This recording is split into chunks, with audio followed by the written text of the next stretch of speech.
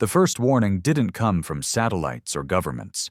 It came from a kid in Arizona, filming strange lights in the sky on a cracked phone.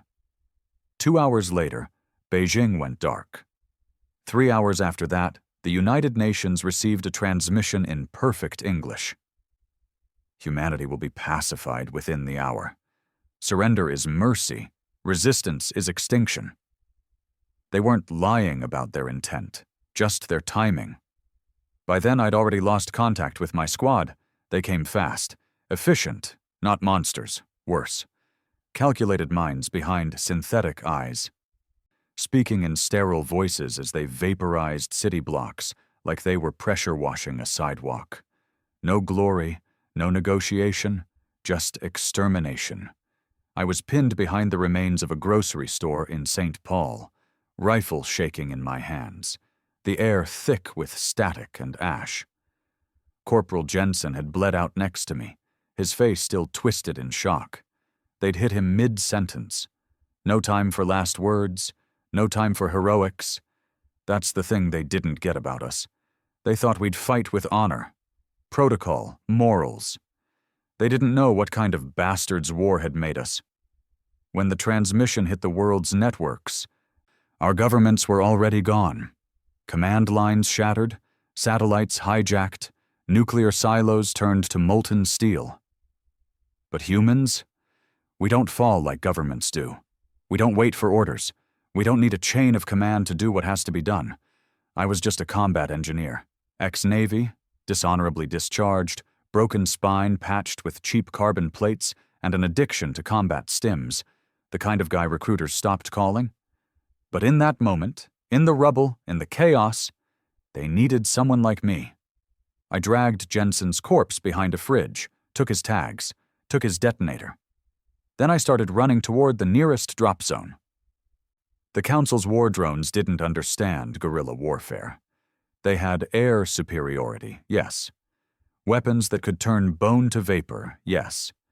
But they didn't understand hate, not the way humans feel it, not the kind of hate that burns clean through fear. In the war room of the Galactic Council, they watched us with cold calculation, predicting a complete surrender within 4 hours. They'd studied our wars, our history, our weakness for peace. They figured we'd panic. What they didn't calculate was what would happen if we didn't. At the Minnesota border, I met up with 2 Rangers and a retired steelworker who'd turned his basement into a damn weapons lab. Homemade railguns, pulse disruptors built from microwave coils. None of it was legal, all of it was lethal. We didn't ask each other's names. There wasn't time for that. The war wasn't organized. It didn't follow stages or strategy. It was 1,000 little moments of madness, improvised ambushes, suicide charges, kids throwing Molotovs from rooftops while drone swarms torched suburbs. And then something happened. They started dying. Not us. Them. Not just 1 or 2. Dozens. Then hundreds. They'd underestimated the sheer density of human resistance. Cities weren't just settlements. They were death traps. Every basement a bunker, every sewer line a highway. They'd landed their forces in the largest population centers, thinking it'd make control easier. It made the slaughter faster. And that's when the real break came. I still remember the second transmission from the Council, piped through hijacked frequencies. Unexpected resistance acknowledged. This delay does not change the outcome. Human defiance is statistically insignificant. That was minute 47. By minute 55, we'd cracked their command frequency. By minute 59, we'd hacked into their fleet's own targeting system.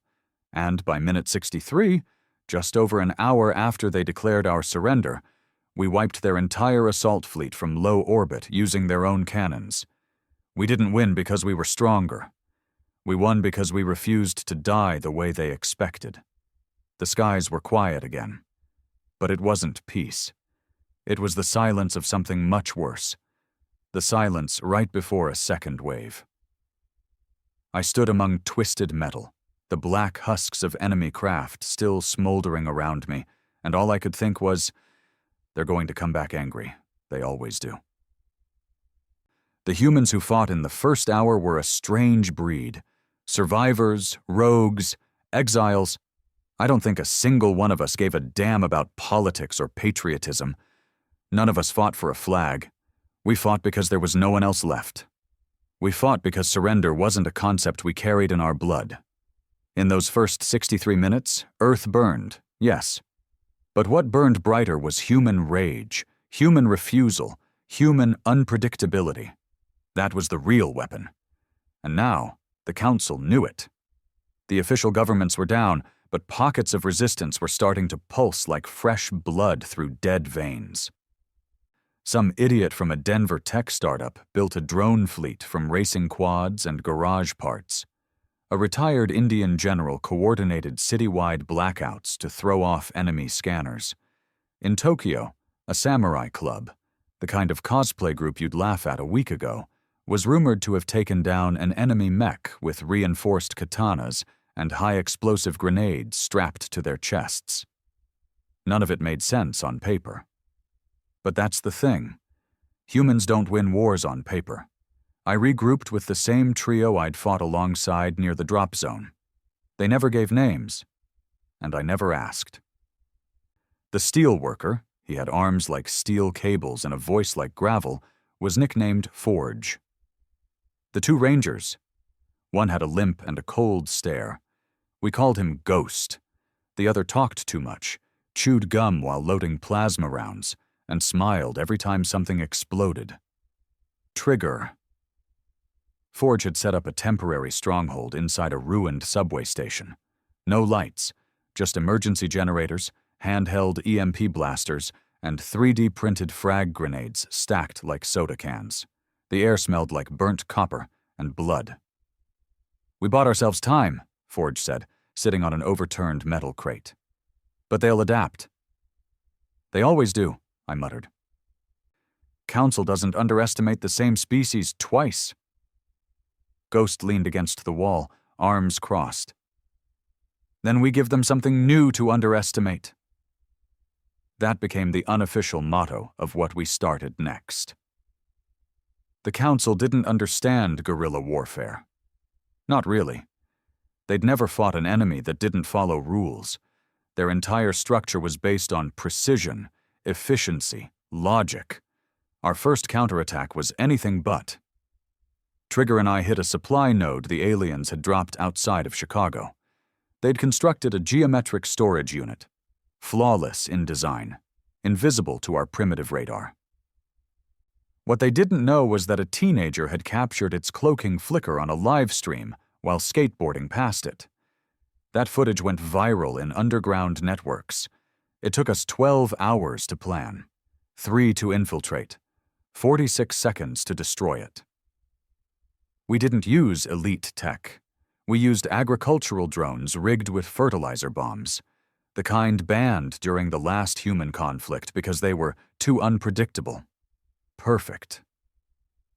The blast sent shockwaves through the Chicago ruins, cracked 100 windows, and created a blue fireball visible for miles.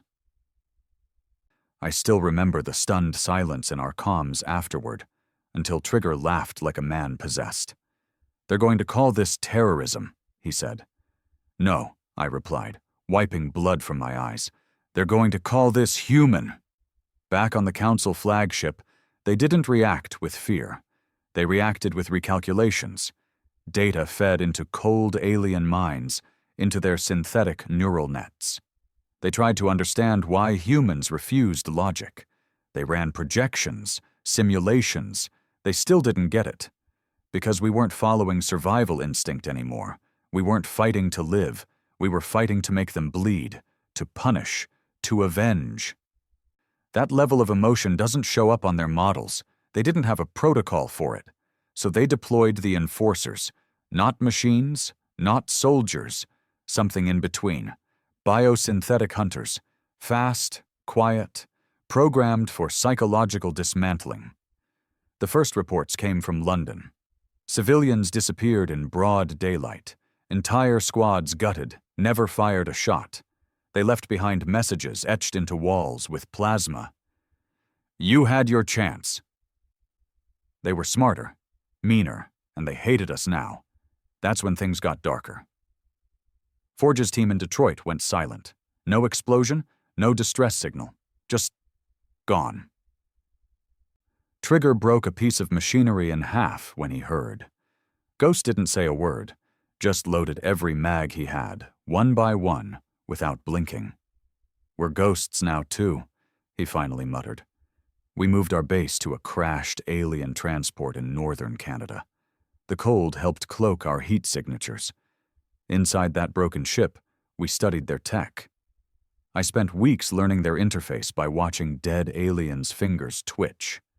Their systems weren't so different from ours, just more arrogant. I cracked their local transmission nodes and found something unexpected. The Council wasn't reporting the war to its own citizens. They were keeping it classified, said Earth was still in soft resistance phase, that it was evolving per expectation. Lies. Why? Probably fear, probably pride. Either way, that was our window. Trigger had a theory. If we can broadcast a message off-world, make it clear Earth isn't just resisting, it's winning, they'll panic, not the Council, the people. So we hijacked a beacon array from one of their crashed observation towers. We recorded a transmission. Me, standing in front of a half-burned American flag. Ghost holding a cracked helmet. Trigger and Forge's names carved into steel behind me. I looked straight into the alien lens and said, "You said we'd fall in an hour. It's been a week. We're still here. Your fleets are ash. Your foot soldiers rot in our soil. Keep sending more. We'll keep burying them. Earth doesn't surrender. Humanity doesn't kneel." Then Ghost leaned into the mic and whispered, "You invaded the wrong species."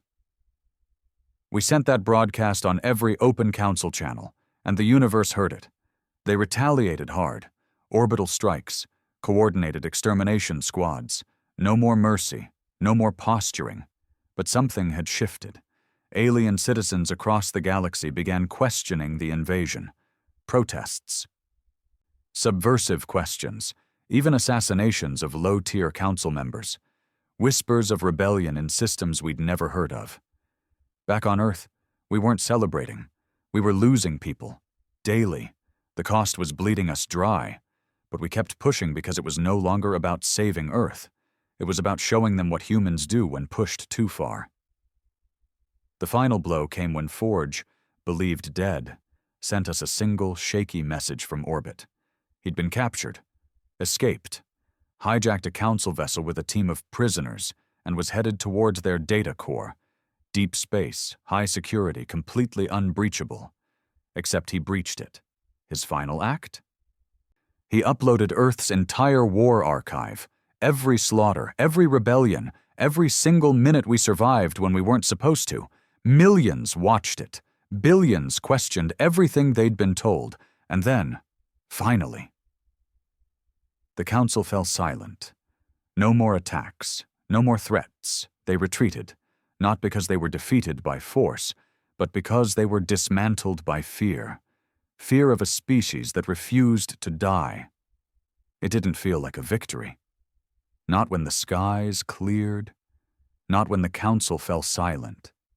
Not even when their last signal, scrambled and distorted, blinked out from our hijacked surveillance array like a dying breath in space.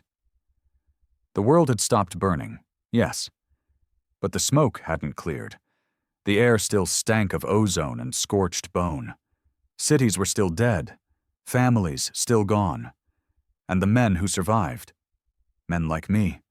We didn't know what to do with silence. We were built for war now, shaped by it, twisted by it. When the invasion ended, we didn't cheer. We just stood there, weapons in hand, waiting for the next thing to kill. Trigger was the first to crack. It happened 2 days after the final broadcast, when we got word the last Council fleet had warped out of the system. We'd relocated to an old nuclear facility in rural Poland. Its walls still radiated enough to screw with Council scans. He was sitting on a concrete slab, eyes locked on the cracked ceiling, fingers twitching like they were still squeezing a trigger. I tried talking to him. Normal stuff, like food or weather. He didn't blink. "Been too quiet," he finally said. I nodded. "Yeah. No explosions, no gunfire, no comms from survivors." He rubbed the back of his neck. "Feels like I'm dead and don't know it yet." I wanted to tell him we were alive, that we made it. But I didn't believe that anymore either. Survivor outposts started making contact. Not governments. Those were gone. Just clusters of civilians, ex-military, mercenaries, scavengers. Some organized, most didn't. In New Zealand, they were rebuilding using salvaged alien tech. In Canada, they'd turned council drop pods into shelters. In Brazil, they'd found a way to convert alien plasma cores into heat generators. Humanity was doing what it always did best, adapting in pain. But we were fractured. Without a common enemy, we began turning inward again. Fights over territory, over tech, over who deserved to lead the new world. We'd been united by desperation, not trust. And that desperation was fading. Ghost and I tried to keep things together. Forge, he never made it back. His final act, hijacking the data core and leaking the truth across galaxies, made him a legend. Statues were already going up. The irony? He died to make peace happen, and we didn't know what the hell to do with it. 2 weeks after the ceasefire, I was approached by a woman in a patched-up council armor plate. Her name was Erin, and she wasn't human. She was council-born, but not loyal. "I helped Forge," she said, standing across from me in the cold bunker corridor, helmet tucked under her arm. Her skin had a faint shimmer, biotech woven into tissue. Eyes too perfect to be real. I raised my rifle anyway. "I wouldn't," she said softly. "I'm not your enemy." "That's exactly what my enemy would say." "Your enemy's gone," she replied. "That's the problem." I didn't lower the weapon. "You think that's a problem?" Erin sighed and sat on a steel crate like she belonged there.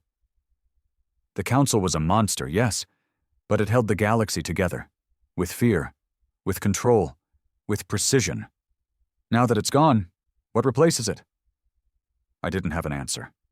No one did. That's when she said the words that made my blood freeze. "Other species saw what you did, saw what humans are capable of. They're not going to stay quiet for long.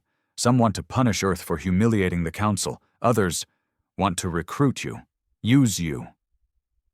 You're not free. You're just exposed." The war wasn't over. It had just gone dark. Erin wasn't alone. Over the next few days, more Council defectors emerged. Aliens who had watched the human uprising and realized their own chains. Some sought asylum. Others sought revenge against their former masters. And some wanted to learn how to fight like us. I hated them at first. Every fiber in my body wanted to kill anything with alien blood. I'd seen what they'd done. Heard my comrades screaming into broken radios before being incinerated mid-word. But hate is a prison, one I'd lived in too long. Ghost was the one who convinced me. "Use them," he said flatly. "They owe us more than they can ever repay." So we started teaching them, not how to use weapons. Most already knew that. We taught them how to think like humans, how to fight dirty, how to use chaos, how to weaponize grief. We built a new force from the ashes. Not an army, not yet, but a message to the rest of the galaxy. Earth isn't broken. Earth is reborn. And if you come for us again, you won't just lose, you'll vanish. Then came the final message from Forge. A delayed data packet, encrypted, buried deep in Council comm systems, only triggered once the Council's AI cores went fully offline. It took us a week to unlock it. It wasn't a strategy file. It wasn't instructions. It was a voice recording. His voice. Tired, raspy, filled with that same quiet rage that had powered him through war. If you're hearing this, I didn't make it. No regrets. They were never going to let me live. I gave you a window. What you do with it, that's on you now. Don't become them. Don't let the fire that saved Earth burn it down from the inside. If you can build something better, do it. If not, then burn the stars before they burn you. I didn't cry. I don't think any of us did. The war had dried our tears long ago. But I felt it. Deep down. Like steel cracking under pressure. That message traveled farther than we expected. Within weeks, rebellion cells rose up in 3 council-controlled systems. Refugees poured toward Earth. Not to conquer, but to follow. We weren't just survivors anymore. We were a symbol. One night, I stood alone in the remains of Chicago, staring up at a sky finally free of alien ships. Ghost approached, silent as ever. "You think we're ready for what's next?" I asked. He didn't answer right away. Then, "We weren't ready the first time either." I nodded. "And we won." "No," he replied. "We endured. That's different." And he was right. Victory implies finality. Endurance? That's a sentence with no period. The Council thought they could predict humanity's fall. They measured our numbers, our weapons, our systems, but they never measured our madness, our fury, our capacity to adapt, even as we burned. They came expecting a surrender. What they found was a species that fights long after the war is lost. A species that will not die quietly. And now the galaxy is watching. Let them watch. Let them wonder. Let them fear. Because Earth is no longer just a world. It's a warning. Power vacuums never stay empty. Not in war. Not in peace. It didn't take long after the Council vanished for others to come crawling out of the dark. Fractured empires, pirate coalitions, rogue AIs, opportunistic species that had hidden in the Council's shadow for centuries. They'd all seen the same footage, heard the same stories. Earth fought back. Earth survived. Earth doesn't die quietly. Some saw us as monsters. Some saw us as heroes. But most? They saw us as a threat. The first delegation landed in what used to be Norway. The terrain was blackened, half frozen, with veins of alien scrap buried in the soil. We met them on a ridge that overlooked a crater the size of a city block, what was left of a failed orbital strike. They didn't wear armor. They didn't carry weapons. They walked like scholars, robes flowing, hands raised. "We come with peace," the tallest one said, his voice filtered through a translator mask. Ghost stood next to me, arms folded, his gaze cold as ever. I had my sidearm holstered but ready. You learn quickly not to trust the quiet ones, alien or human. "You speak English," I said. "We speak survival," he corrected. "And survival means aligning with the strongest force in the system. That is you." I didn't smile, didn't blink. "You think we're the strongest? I think you are the most dangerous." Smart. They offered alliance, technology, information on council splinters that might be regrouping, a seat in what they called the Interstellar Reformation Pact, a shaky collective of species trying to keep the galaxy from ripping itself apart in the council's absence. But we didn't say yes. Not then. Earth had bled too much to bow to new alliances. We needed time. Space. We needed to learn who we were without an enemy breathing down our necks. But time is a luxury war doesn't allow. By month 2 after the Council retreat, the galaxy was fracturing faster than we could keep track. Council loyalists had gone underground, forming mercenary packs known as cleansers, specialists in destabilizing post-conflict worlds.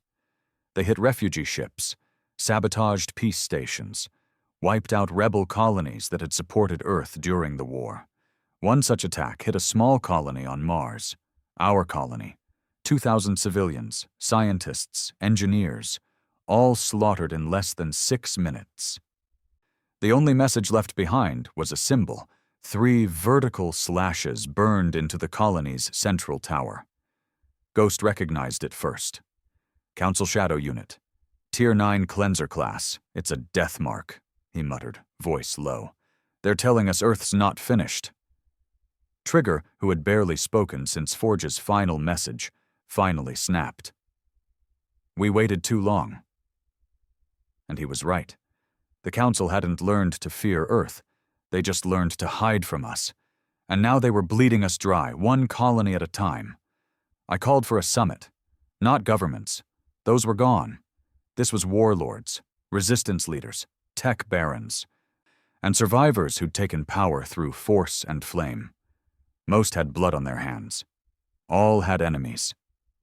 But they showed up. Some via hologram, some in person, some covered in armor, others draped in cloth stitched from their fallen. I stood before them in what was left of Berlin. A massive stone slab acted as our table. Around us, the skeletal remains of old skyscrapers loomed like broken bones. We've proven we can survive, I told them. Now we decide if we're going to lead. Murmurs, growls, silent stares. We don't need another council, one growled. No, I agreed. But we need something, because without structure, without unity, we're just targets wearing different flags. It was Iron who stepped forward. Still alien, still distrusted, but the only one who had seen the council rot from the inside. They feared your unity more than your weapons, she said. That's why they fractured you first. If you want to finish this war, if you want to own what you've become, then unify. Not under a flag, under a code. That's how the idea of the Bastion was born. Not a government, not a military, a pact, a brotherhood, one rule. You bleed for Earth, you are Earth. Within a month, 47 factions joined. Not all were human, some were defectors, some were hybrids. Others were simply broken civilizations looking for a purpose greater than survival. I led the first Bastion strike team. We hit a cleanser forward base hidden on the edge of the Saturn belt. They didn't see us coming. They thought we'd still be rebuilding. They were wrong. Ghost sliced through their vanguard like a shadow. Trigger hacked their plasma gates with a device he built from scrap and spite. Irian used her alien physiology to bypass their biometric locks. And me? I pulled the trigger that dropped their command core into the void. We didn't leave survivors. Not because we were cruel, because we remembered. We remembered the first hour, the first blood, the first screams. We remembered what they did to Forge. But even as the Bastion grew stronger, Earth grew colder. Peace doesn't heal everyone. It exposes the cracks. Cities became fortresses. Trade routes turned into black markets. Civilians were becoming afraid of their own protectors. Soldiers like us weren't seen as heroes anymore. We were reminders of death, of chaos, of what Earth had become to survive. Trigger said it best during one of our debriefs. We built a world that only people like us can survive in. I couldn't argue, and then came the message. Not from the Council. Not from the galaxy, from Earth. A faction calling themselves the Purity Line hijacked a Bastion relay tower and sent a wideband broadcast across the inner colonies. Their leader, a scarred ex-politician who'd gone underground during the invasion, stood in front of a burning banner and said, "Earth has been corrupted, contaminated by alien filth, by traitors, by those who traded humanity for survival. The war is over. It's time to clean house." They weren't talking about the Council. They were talking about us, about Bastion, about Iran, about any human who'd accepted an alien into their ranks, or used alien tech, or dared to see the enemy as more than just prey. We'd saved the world. And now we were being branded as the next threat. Part of me understood it. We had changed. War had made us monstrous in ways we hadn't noticed. I used to sleep through silence. Now I could only fall asleep if something was humming, crackling, sparking nearby. I didn't have dreams anymore, just memory fragments, explosions, ash, screams. Irene warned us this would happen. "Your enemies will always return," she said, "but the ones you must fear most are the ones who wear your face."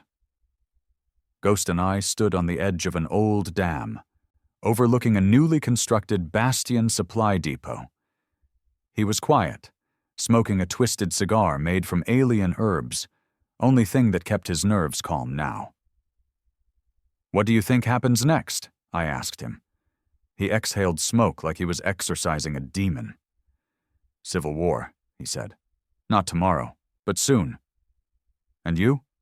He looked at me with those tired, empty eyes. "I'll fight whoever comes for my people. Human, alien, ghost, God, doesn't matter." I nodded. Because that was all we had left. Not peace, not politics. Just each other. Just the fight. The first shot of Earth's second war wasn't fired in space. It wasn't plasma or lasers or orbital strikes. It was a homemade bullet. Fired point-blank into the skull of a refugee girl who'd just arrived in a Bastion camp outside of Athens, 12 years old, half human, half council species, born in the chaos between invasions. She'd been carrying a ration pack and a hand-stitched toy, no uniform, no weapon, no threat. But to the purity line, that didn't matter. To them, she was a contamination. I arrived at the camp 20 hours later. The body was gone. But the blood was still there. A wide, dried smear across the stone path, like someone had tried to wash it but gave up halfway through. Bastion forces stood silent, armored and still, unsure if they were at war or not. Ghost crouched near the blood, dragging 2 fingers through the red dirt like he was looking for something deeper than evidence. When I walked up, he didn't look at me. "She didn't even scream," he said. "She was holding the damn toy when she dropped." Trigger stood back, arms crossed, jaw tight. Purity line left a message, carved it into the side of the depot. I turned toward the wall. The words were etched deep, crude but clear. "You lost your soul to save your skin. Earth belongs to humans again." And just like that, I knew. This wasn't protest. It wasn't rebellion. It was war.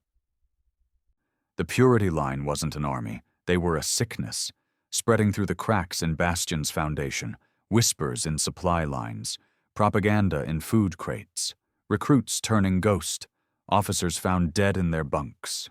All quiet, all efficient. And the worst part? They weren't wrong about everything. That's what made them dangerous. Because somewhere in the rubble of victory, humanity had changed. Bastion had made alliances with ex-council species. We'd armed ourselves with alien tech. We'd adapted, evolved, just like any survivors would. But survivors don't get statues. Survivors don't get happy endings. They get resentment. And resentment turns into bullets. We tried to push back, quietly at first. Ghost ran counter-intel teams. Irene tracked coded comms bouncing off deep space satellites, tracing them back to old Earth radio towers buried in Siberia. Trigger even tried reaching out to old Purity sympathizers, hoping someone wanted to talk. No one talked. They just started killing faster. They bombed a Bastion med drop in Istanbul. 97 dead, most of them sick or old. No survivors, just a black banner left behind with a single message. We do not share Earth. We knew what was coming next, so we stopped pretending peace was an option. We called it Operation Clean Wake, a full-scale sweep of known purity territories, burned forests in Central Europe, desert outposts in North Africa, snow-blasted mines in Alaska where they'd hijacked old council gear. No more warnings, no more restraint. I led the first strike team. Target, an underground base outside Oslo, confirmed purity broadcasts, civilians evacuated, no margin for compromise. We went in silent. Ghost took point, cloak active. Irene came in through the vents, Her alien bone structure could slip through narrow ducts like smoke. Trigger rigged the outer perimeter with EMP mines to prevent escape. What we didn't expect was what we found inside. The base wasn't full of soldiers, it was full of children. Dozens of them. Dirty, starving, some with weapons. Most with nothing but old human flags wrapped around their shoulders like blankets. Trigger lowered his rifle first. "What the hell is this?" Ghost didn't speak, just scanned the room slowly. A small boy stepped forward. Blonde, maybe 10. Face smeared with oil. He looked at me like he knew my name. "They said you'd come," he whispered. "The traitors always do." I stepped forward, slow. "Who said?" He blinked, calm. "The father." My stomach twisted. I'd heard rumors. A man only called Father. ex-UN. Disappeared during the council siege, resurfaced later with a cult-like grip on purity cells. He was the one preaching that Earth must be cleansed, that humans who collaborated were no longer human at all. That Bastion was the final virus. I knelt beside the boy. "Where is he?" The kid didn't smile, didn't flinch. "He's already here." That's when the roof collapsed. Trigger shouted, dragging the boy back.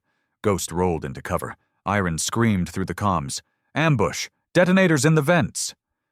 The ceiling tore open, raining steel and dirt, and from above came the purity soldiers. Black armor, no insignia, no rank, just smooth helmets and rifles set to shred. They didn't shout, they didn't speak. They executed. 2 of our squad died in the first wave. A third bled out before we could reach him. I fired until my rifle overheated, then switched to sidearm, then blade. By the time it ended, the base was rubble. So were we. We got out with 6 survivors. The children were taken by Purity evac teams through hidden tunnels. It had been a trap. Not to kill us, but to break us. To show us they controlled the narrative. That they had Earth's future in their hands. And they weren't entirely wrong. Back at Bastion HQ, an old council control ship buried in the Pacific Trench, we held emergency council. I stood before the war table, watching leaders argue. Alien defectors on one side, human battalion chiefs on the other. Accusations, blame, fear. Ghost leaned in beside me. "We're losing them. I know. They don't trust each other anymore." I looked around the room. Trigger pacing in the corner, Iron standing alone, helmet in hand, eyes glassy. We'd won the war against the council, but we were losing the war for ourselves. That night, I sat alone in my quarters, staring at an old photograph. Me and Forge, back before everything. Before blood, before betrayal. He had a beer in his hand and a broken rib from bar fighting a cargo pilot over ration prices. I hadn't smiled like that in years. A light knock at the door broke the silence. Irene entered. Quiet, tense. "They're planning to vote." "Vote on what?" She hesitated. Then, "Whether to expel non-humans from Bastion Command." I laughed bitterly. "So this is it." She looked tired. "They're afraid, and fear's louder than truth." I stood, walked to the small window where the ocean shimmered in unnatural colors from the council ship's lights. "Let them vote," I said. "If they betray the very people who helped save Earth, then maybe they don't deserve it." She stepped forward. "And if they vote to keep us?" I looked at her. "Then we prepare, because purity won't wait." The next morning, the vote passed. Barely. By 2 voices, Irene kept her place. The alien stayed in command, but the message was clear. Trust was fading. And when trust dies, the war comes back. We never built Bastion to last. It wasn't a government, it wasn't a dream. It was a wall, a last defense against extinction. And like all walls, it cracked the moment the pressure came from within. The vote to keep alien allies in command should have ended the debate. It didn't. If anything, it made it worse.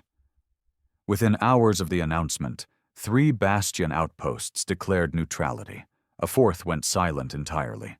No comms, no activity, no pings from drone patrols. Trigger ran a data trace and found out why. They killed their own command team, he muttered, staring at the monitor. 6 officers, executed. Ghost looked over his shoulder. Where? Trigger hesitated. Detroit sector. That was one of ours. We called it a fracture, but it was more than that. It was a break in the soul of what we'd tried to build. The Purity line wasn't hiding anymore. They were no longer sabotage squads, whispering through bunkers. They were out in the open now, marching, broadcasting, holding rallies in broken cities, standing in front of scorched earth monuments with old flags and false promises. Earth for Earthborn, they screamed. But what they meant was Earth for them, not the rest of us who bled and broke to save it, not Erin, not me. We knew the first real battle was coming, not skirmishes, not base ambushes, war. So we picked the field. Bastion HQ detected a massive weapons buildup in the Colorado Dead Zone, a city-sized crater left behind by the Council's last orbital strike. It was desolate, no structures, just ash, metal, and bones. But perfect for a staging ground, our intel was clear. The Father would be there, leading the charge himself. This was our only chance. Take him out, and the rest of the Purity line would fracture under its own weight. Or so we hoped. We mobilized everything we had. 200 Bastion soldiers, 40 mechs, dozens of ex-Council fighters, armored and ready. Iron coordinated the drops. Ghost led the flanking units. Trigger rode point in a heavily modified hover tank with a railgun made from scavenged orbital scrap and a prayer. Me? I led the front line. The air over Colorado was thick with dust and static as we descended. Burnt sky. No birds. No wind. Just silence and the feeling that this wasn't a battle. It was a reckoning. We touched down just after nightfall. The terrain felt haunted. Not just from the war, but from something older, something angrier. As if the ground itself resented being walked on again. Ghost moved like a shadow ahead of us, scanning for traps. Iron stayed by my side, her eyes glowing faintly in the dark, feeding live telemetry into my HUD. Multiple life signs, 30 clicks east, she said. Confirmed, Trigger buzzed through the comms. Looks like they're digging in, heavy emplacements, shielded units. I clicked on my comm. We go loud in 5. We hit them with everything. Mortars, EMP rounds, plasma blasts. Our mech units tore through the first Purity line like fire through dry grass, but they were ready. Purity counterattacked with ex-Bastion gear, stolen rifles, jammers, tanks we'd left behind months ago. They knew our tactics, our formations, our weaknesses, because they were us once. The fight turned brutal, hand to hand in the trenches. Blades, fists, teeth. Ghost disappeared for a full hour. We thought he was dead. Then reappeared, dragging 3 Purity operatives behind him. Bloodied, but alive. Interrogation later, he said. Right now, we end this. Then came the fire. Not ours. Theirs. A tower rose from the ash. Black steel, ancient, humming with unstable energy. Irin froze beside me. That's not human tech. Council? I asked. No. Her voice dropped. Worse. Something buried. Something older. The tower pulsed. A red wave spread across the battlefield. Weapons fried. HUDs glitched. Soldiers screamed as their implants went haywire. I felt my own pulse skip, like my body had been unplugged from itself for a split second. Pull back, I yelled. Back to line 3. But it was too late. From the shadows of that tower came the Father. He walked without armor. No mask. just a long black coat and dead eyes. His voice crackled over every channel, every speaker, every earpiece. This is the consequence of compromise. You let them in. You let them change you. You let them poison the earth. Now we will purify it with fire. He activated something, a signal, a trigger. Dozens of purity soldiers dropped to their knees and began to scream. Their bodies convulsed, skin tore. Machines embedded in their spines exploded outward into tendrils of energy and armor. Not human, not alien, something else. They became hybrids, mutations, weapons. Their eyes went white. Their minds were gone. They charged. We'd seen horror before, but this was madness. These things didn't bleed, they didn't slow down. They tore through our lines like knives through paper. One of our mechs went down in 10 seconds, ripped open like a tin can. Ghost opened fire with a grenade launcher. Trigger overloaded his railgun and fired point blank, vaporizing 3 of them. Erin launched an antimatter round that collapsed a section of the crater entirely. Still, they kept coming. We fell back to the southern ridge. And that's when I made the call. Drop the failsafe. Erin looked at me. That'll take out both sides. I stared down at the battlefield, at the monsters we'd once called brothers, at the tower that screamed like it was alive, at the line we could never cross again. I know. The failsafe was a last resort device, a gravity bomb designed by Forge before he died. It didn't just explode, it collapsed. Everything. Space, matter, sound, time. We'd never tested it, until now. Trigger wired it. Ghost planted it. Erin calculated the blast radius to give us 45 seconds. That was all. We ran. Through blood and smoke and screams. Through memories. Through guilt. The ridge trembled beneath us as the failsafe began to hum. A low vibration, deep and final. I looked back one last time, at the monsters, at the father standing unmoved, at the tower still pulsing, and I whispered, "This is your Earth now." Then the world collapsed. We woke up 3 days later, buried in a collapsed med station, half dead, half mad. Ghost had a broken leg. Trigger lost hearing in one ear. Erin's skin was cracked down her arms like glass under pressure. But we were alive, and the tower was gone. So was the father, and so was the purity line. The cost? 200 Bastion soldiers, 8 cities caught in the shockwave. And something deeper. Trust. Even within our own surviving forces, whispers started, that I'd gone too far, that I'd used alien weapons, alien allies, alien methods, that maybe I was the threat now, that maybe Bastion needed purifying too. I sat alone in the crater one night, breathing in dust, watching the stars. Trigger limped up beside me, smoking whatever passed for a cigarette these days. "That's twice now," he said. "Twice Earth nearly died." I nodded. "You think it'll survive the third?" I didn't answer, because I didn't know anymore. After the collapse at Colorado, silence spread like a virus. It wasn't peace. It wasn't relief. It was fear pretending to be quiet.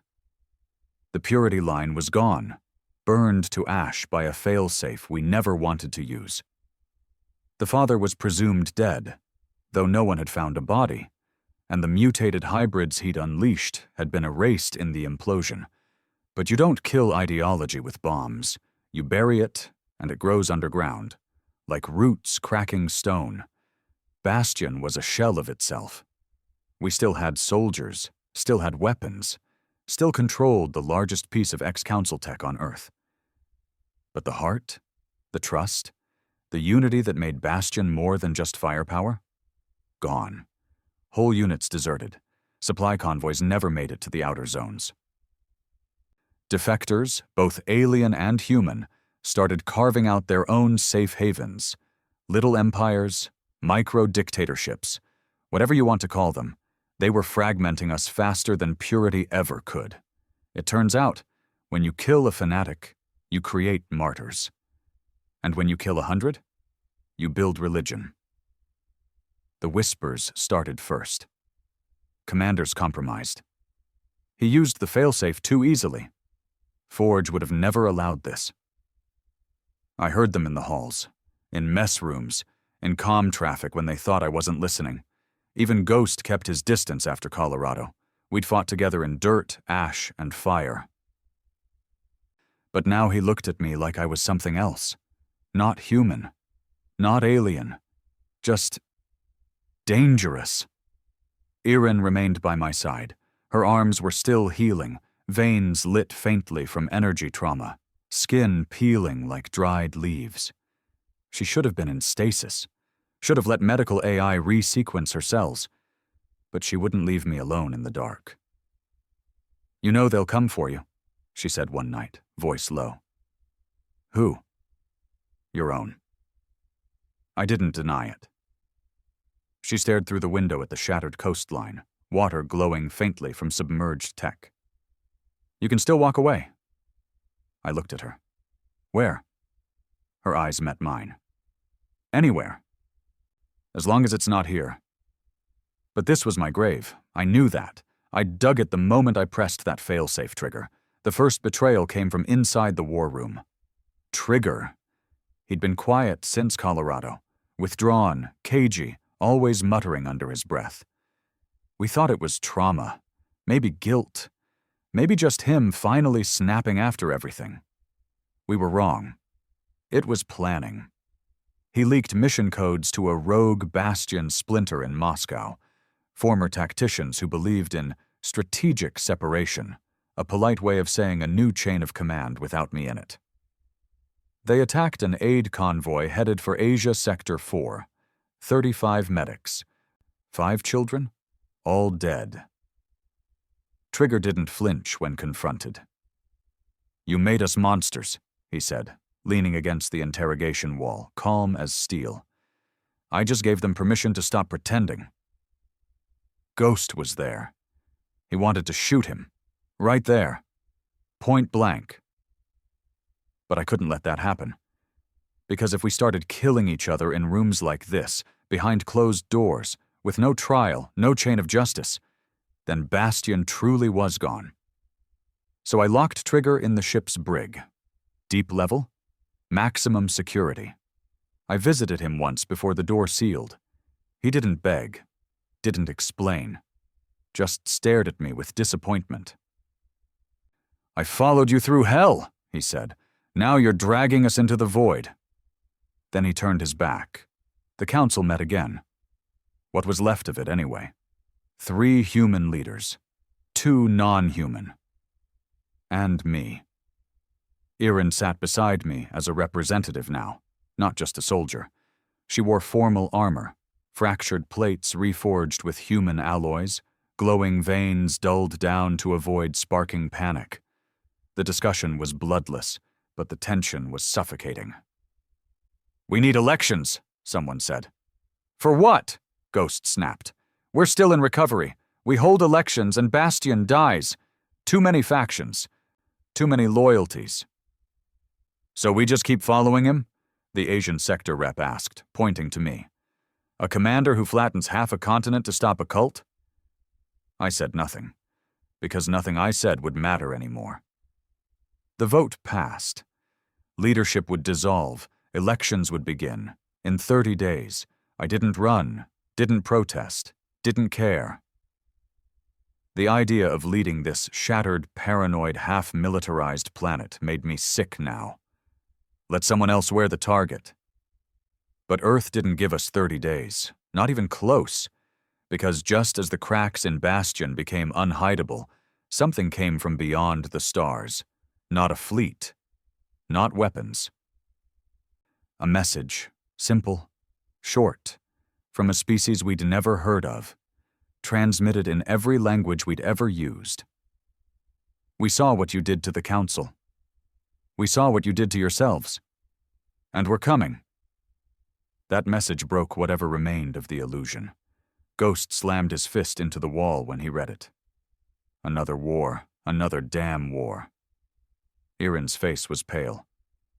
This species, they were beneath the Council, exiled, considered unstable even by the worst civilizations. Who are they? I asked. She whispered the name like a curse. The Null, a predatory nomadic race, cut off from the galactic core centuries ago. Not because they lost, but because they terrified everyone. They didn't conquer for resources. They conquered for experiments. They saw war as a study, pain as data. Their ships weren't fleets, they were labs. And Earth? Earth was now the control group. The Council went into panic mode. The election was suspended. Bastion forces remobilized. Old bunkers reopened. AI systems rebooted. Orbital arrays recharged.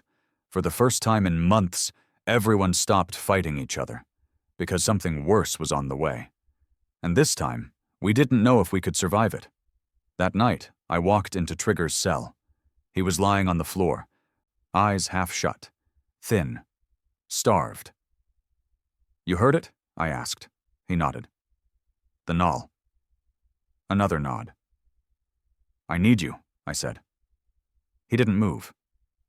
You're the only one who knows how to build a defense net fast enough, and dirty enough, and smart enough to actually work. He looked up at me slowly. Why now? Because we don't have a choice anymore. He sat up, cracking his neck. I told you were dragging us into the void, he said. Guess I better build us a damn flashlight. We freed him, rearmed him, put him at the head of Bastion engineering. People protested. I didn't care. We were at the edge of something bigger than any of us. And now? Now we had 6 days to prepare. The Null didn't arrive with noise. They arrived with silence. No mass fleet, no orbital bombardment, no posturing, just a shadow across our outer systems. Solar drift anomalies, gravitational echoes, light being absorbed rather than reflected. Trigger called it a perfect tactical intro. They're not trying to intimidate us, he said. They're watching, measuring, waiting to see how we respond. He'd changed since his time in the brig. He wasn't angry anymore, just focused, calm, like the betrayal had burned out whatever part of him cared about politics. Ghost returned to the front lines, but he spoke less. His limp had gotten worse, but he refused augmentation. Pain keeps me sharp, he muttered. Irin. She spent more time in the data cores now, digging into ancient council archives, looking for scraps on the Null, warnings, reports, anything. She found one entry, buried in a flagged black site file, titled in council script, "Do not engage under any circumstance." By day 3, the anomalies reached the Kuiper Belt. Then Pluto vanished. Just gone. 1 minute it was there, broadcasting faint signals from our monitoring station. The next? Static. Trigger ran diagnostics. It's not destroyed, he said. It's displaced. Like it was moved. Ghost leaned over the data. They're showing us what they can do, without firing a shot. I looked at the blinking void where Pluto's data feed used to be. They want us scared. We called a planetary alert. Bastion forces rearmed. Defectors returned, apologies unspoken but understood. Even the remnants of the Purity line, leaderless, shattered, sent transmissions offering temporary alliance. If Earth dies, ideology doesn't matter. We accepted them. All of them. Because when your species is facing extinction, you stop counting sins. You start counting survivors. On day 4, the Null sent us their first and only message. No visuals, no sound, just a data stream, mathematical equations, DNA sequences, neural patterns, weapon schematics. Trigger translated it in under 2 hours. It's everything about us, he said, pale. Everything they've learned from us, every way to destroy us, every pressure point, every vulnerability, every instinct. Irin finished decoding the last sequence. They're not just invading, they're building a model. Ghost stared at the screen. They want to see what happens when they push it. And then the sky broke. They didn't attack like the Council. They didn't drop ships or soldiers. They rewrote physics. The upper atmosphere shimmered and tore like plastic under a flame. Entire Bastion satellites blinked out. Orbital defenses disintegrated mid-calculation. Our smartest AIs tried to track movement, then melted down from paradox loops. I watched a Bastion destroyer, 20 kilometers wide, powered by fusion cells and human stubbornness, fold in half like paper and disappear into itself. No explosion. Just gone. But we didn't break. Not this time, because we finally understood. They were testing, so we gave them the wrong answers. Trigger activated the false defense net. 2,000 fake heat signatures spread across the planet, mimicking anti-air turrets and phantom nukes. Iron unleashed a virus based on Null code, broadcasting randomized chaos across the spectrum, confusing their models. And Ghost? Ghost built a trap. Not a weapon. A mirror. We found a Null observation probe, a tiny, hovering drone the size of a coin, nearly invisible to the naked eye. Ghost figured out how it transmitted. So he sent a loop. Images, footage, simulated outcomes, all of Earth already destroyed, skies burning, cities flattened, survivors executed. And we looped it back to them. We told the Null their experiment had already succeeded, that Earth was gone. For a moment, just a moment, it worked. The sky froze. No movement, no anomalies, no new gravity spikes. We sat in command, sweating in silence, unsure if we'd just bought time or invited wrath. That's when Iron stood up, trembling. They're coming down. One vessel. That's all it took. It broke through the atmosphere like a knife through oil. No sonic boom, no fire, just displacement. Trees bent without wind. Oceans rippled without waves. Gravity forgot what it was. The ship landed in the center of the Sahara. We didn't send a strike team. We sent me. Alone. Unarmed. They didn't ask for peace. They didn't ask for surrender. What stood in that crater was something in between. Not alien, not machine, not flesh. It looked almost human, tall, pale. Eyes like glass marbles filled with storm clouds. No mouth, just lines across the face like cracked porcelain. It didn't speak. It sent thought, pure, raw emotion into my skull. Not words, concepts. You are chaos. You defy pattern. You were not meant to win. And I answered out loud, voice rough. We weren't meant to lose either. The being tilted its head, curious. Why fight when defeat is certain? I smiled. Because that's what makes us human. It reached out, long fingers, each one ending in a fractal shimmer, touched my forehead, and for a split second, I saw everything. Alternate timelines, dead Earths, councils that won, councils that lost, humanity enslaved, humanity extinct, humanity broken by our own hands, all of it real, all of it possible, all of it studied. The Null didn't want war. They wanted certainty, and we couldn't give it to them. So they feared us. When it pulled its hand back, something had changed. The sky above shifted. The ship behind it began to break apart, not explode, not vanish, just cease, piece by piece. Folded back into wherever it had come from. The being looked at me one last time. Unstable, unquantifiable. You are not the control, you are the variable. And then it was gone. I woke up 3 days later, in a medical pod, IVs in both arms, Irene standing beside me. They left, she whispered. No trace, no message. Trigger walked in, nodding. Signal silence across all systems, they're gone. Ghost stood in the back, arms folded, eyes unreadable. You scared them, he said. No, I corrected. We confused them. Bastion held elections. I didn't run. Trigger did. He lost. Ghost declined to vote. Iron disappeared 3 weeks later. Left a note. You were never meant to survive. But you did. Now choose what kind of world you're building from the ashes. Years passed. Earth rebuilt. Slow, ugly, honest. Not a paradise, not a utopia, but real. Scars and all.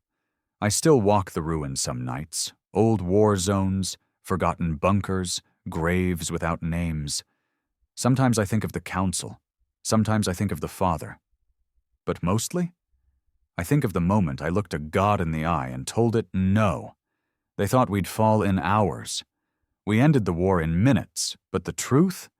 We were never meant to survive the war. We were meant to be the war. And somehow, we won anyway.